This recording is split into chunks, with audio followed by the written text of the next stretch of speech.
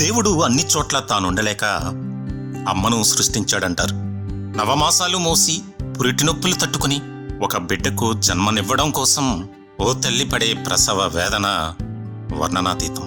మనల్ని భూమి మీదకు తీసుకొచ్చేది మాతృమూర్తి. ఢిల్లీకి రాజైనా, సాధారణ వ్యక్తి అయినా తల్లికి ఎప్పుడూ కొడుకే.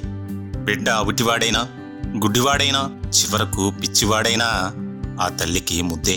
ప్రపంచమంతా మన వైపు వేలెత్తి చూపించినా బిడ్డకు అండగా ఉండేది కన్నతల్లి.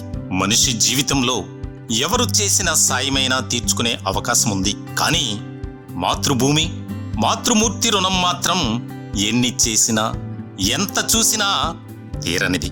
మన తప్పులను క్షమించి మన విజయాలను పండుగలా జరుపుకునేది అమ్మ ప్రేమే.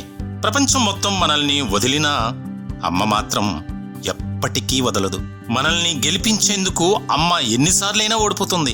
ప్రపంచం మొత్తం నీ వల్ల కాదు అన్నా నువ్వు చెయ్యగలవు అని వెన్ను తట్టేది అమ్మే. బిడ్డలే ప్రపంచంగా, బిడ్డల ఆనందమే తన ఆనందంగా భావించే అమ్మలను కన్నా అమ్మలు ఎందరో మరెందరో. వారందరికీ వందనం, పాదాభివందనం. నేడు ప్రపంచ మాతృమూర్తుల దినోత్సవం సందర్భంగా నంబర్ 1 న్యూస్ చేస్తుంది. అమ్మలందరికీ శిరస్సు వంచి పాదాభివందనం.